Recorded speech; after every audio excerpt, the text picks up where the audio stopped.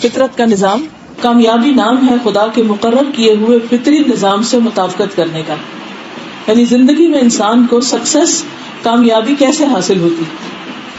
مثلا آپ چاہتے ہیں کامیاب ہو، یا آپ کا بچہ کامیاب ہو، یا کوئی بھی کامیاب ہو، تو اس کے لیے کیا کرنا پڑتا ہے؟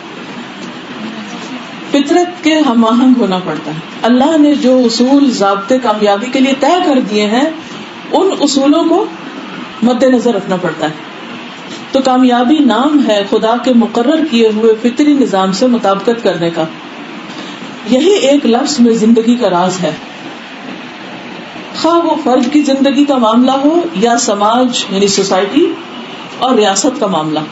اگر کوئی قوم، کوئی ریاست، حکومت، تو خواہ کوئی انسان کامیاب ہونا چاہے یا پھر کوئی سوسائٹی، کوئی آرگنائزیشن جیسے ہم لوگ ہیں، تو کیا کرنا ہوگا؟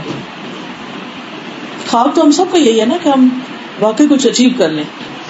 ہم اچیورز ہوں، لوزرز نہ ہوں. لیکن اچیور بننے کے لیے کچھ کرنا ہوگا. کیا کرنا ہوگا؟ یہ کہتے ہیں کہ یہ دنیا جس میں ہم اپنے آپ کو پاتے ہیں، جہاں ہم رہتے ہیں، وہ ہم نے خود نہیں بنائی. نہ سورج، نہ چاند، نہ زمین، نہ آسمان، کچھ بھی خود نہیں بنایا. ہمیں بھی بنایا گیا اور ہم یہاں رہتے ہیں. اور نہ اس کو بنانے والے نے ہمارے مشورے کے مطابق اس کو بنایا.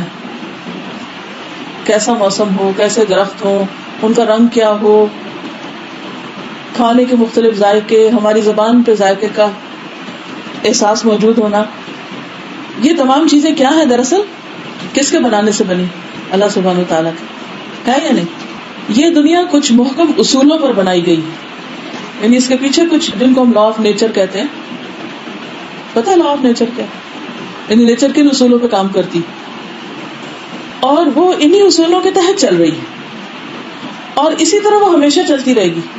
ہم ان کو تبدیل نہیں کر سکتے. مثلاً آگ جلاتی تو ہم اس کی نیچر چینج کر سکتے ہیں کہ آگ بھی ہو اور وہ گرم بھی نہ ہو اور جلائے بھی نہ؟ کر سکتے ہیں نہیں، اس نے تو جلانا ہے. اسی طرح بہت ساری اور چیزیں.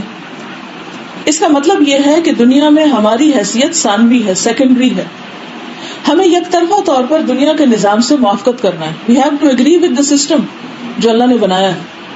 موافقت نہ کرنے کی صورت میں نقصان اٹھانے والے فریق ہم خود ہوں گے، نہ کہ باقی دنیا.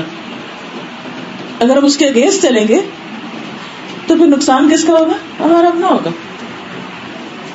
ایک کسان اپنے کھیت سے اسی وقت ہری بھری فصل حاصل کرتا ہے جبکہ وہ فطرت کے مقرر کیے ہوئے قانون زراعت کی کامل پابندی کرتا ہے. مثلا گندم اگانے کا ایک موسم ہوتا ہے نا. اگر آپ اس موسم میں گندم نہ اگائیں تو کیا ہوتا ہے؟ نہیں اگتی. دیکھیے جب خزاں کا موسم ہوتا ہے تو کیا آپ کوئی نئی فصل اس میں اگا سکتے ہیں کہ آپ کے ہم زمین کو ہل چلاتے ہیں، بیج ڈالتے ہیں اور اس وقت کچھ حاصل کر لیں؟ اگر آپ کچھ حاصل کرنا چاہیں تو آپ کو ٹائم کی پابندی کرنی پڑے گی. یہ ماحول آپ کی سستی کے مطابق، آپ کے مطابق نہیں ڈلے گا. اب مثلا صبح سورج نکلتا ہے، آپ نہ اٹھے تو سورج رکا رہے گا؟ وہ تو اٹھے گا اور پھر وہ اپنے پیک پہ پہنچے گا، پھر غروب ہوگا، پھر رات ہو جائے گی. آپ اٹھے نہ اٹھے، کام کریں نہ کریں، اس دن کو استعمال کریں نہ کریں، ضائع کریں، کچھ آپ کو چینج ہونا ہے، وہ نہیں چینج ہوگا. اب یہ بات سمجھ آ گئی؟ تو کامیابی کے لیے ہمیں فطرت کا ہم آہنگ ہونا ہوگا. مثلا موسم سخت گرم آ گیا، آپ کو انتظام کرنے ہوں گے. سردی آ گئی، آپ کو انتظام کرنے ہوں گے. اب آپ ضد لگا کے بیٹھ جائیں نہیں میں نے جو کپڑے سردیوں میں پہنے تھے اب بھی وہی پہنوں گی، میں نے نہیں بدلنا. نہ بدلے، تکلیف کس کو ہوگی؟ نقصان کس کو ہوگا؟ جو نہیں بدلے گا. اسی طرح ایک انجینئر اسی وقت کوئی ٹیکنیکل کارنامہ انجام دیتا ہے جبکہ وہ فزکس اور کیمسٹری کے قوانین فطرت کو پوری طرح استعمال کرے وغیرہ. ٹھیک یہی معاملہ انسانی دنیا کا ہے. انسانی دنیا کے لیے بھی اسی طرح فطرت کے مقرر قوانین ہیں. یہاں بھی کوئی کامیابی صرف اس فرد یا قوم کے لیے مقدر ہے جو ان اصولوں کی پابندی کرے جو فطرت نے پیشگی طور پر اس کے لیے قائم کر دیا ہے. کوئی بھی انسان اس پر قادر نہیں ہے کہ وہ فطرت کے قانون کو نظر انداز کر کے اس دنیا میں اپنے لیے کامیاب زندگی کی تشکیل کر سکے. اب وہ کہتے ہیں کہ فطرت کے نقشہ میں جو چیز محنت سے ملتی ہو اس کو ہم رعایت کے ذریعے حاصل نہیں کر سکتے.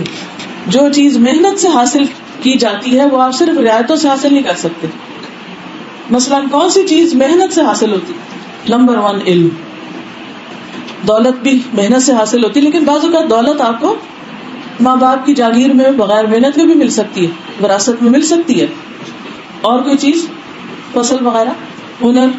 تو آپ دیکھیے کہ علم کے معاملے میں خاص طور پر جو میں نے آپ سے کہا تھا نا کہ لوگ کہتے ہیں کہ آپ کیوں نہیں کسی اور کو تیار کر دیتے، اور بھی اس طرح کے لوگ بہت سے تیار کریں. تو بات یہ ہے کہ جب تک لوگ محنت نہ کریں، محنت کے عادی نہ ہوں، دین کے لیے محنت نہ کرنا چاہیں، قربانی نہ کریں، وقت نہ نکالیں، تو آپ کسی بھی دوسرے طریقے سے وہ اچیو کر ہی نہیں سکتے، حاصل ہو ہی نہیں سکتا. جو چیز صبر کا ثبوت دے کر ملتی ہو کہ آپ کو اس کے لیے ویٹ کرنا ہے، انتظار کرنا ہے، اس کو ہم عاجلانہ اقدام کے ذریعے نہیں پا سکتے. عاجلانہ یعنی تیزی سے کوئی کام، جلد بازی میں. جس چیز کا ملنا امن کی طاقت کے ساتھ مقدر کیا گیا ہے، اس کو ہم تشدد کی طاقت کے ذریعے حاصل نہیں کر سکتے. مثلا آپ کسی کا دل تشدد کے ساتھ جیت سکتے ہیں. مثلا شوہر یہ کہے اپنی بیوی کو مار کے دو کہ تم کیوں نہیں مجھ سے محبت کرتی، کرو مجھ سے محبت. ہاں، ایسے کر سکتی ہو؟ نہیں. تو اسی طرح بہت ساری چیزیں پیار سے حاصل کی جا سکتی ہیں، بہت سی چیزیں فرم ہو کے حاصل کر سکتے ہیں، کچھ چیزیں محنت کے ذریعے حاصل ہوتی ہیں. تو ہمیں اس فطرت کے نظام کو سمجھنا ہوگا اور اس کے مطابق چلنا ہوگا کہ کہاں کس چیز کے لیے کیا طریقہ اختیار کرنا ہے. اسی کا نام وزڈم ہے.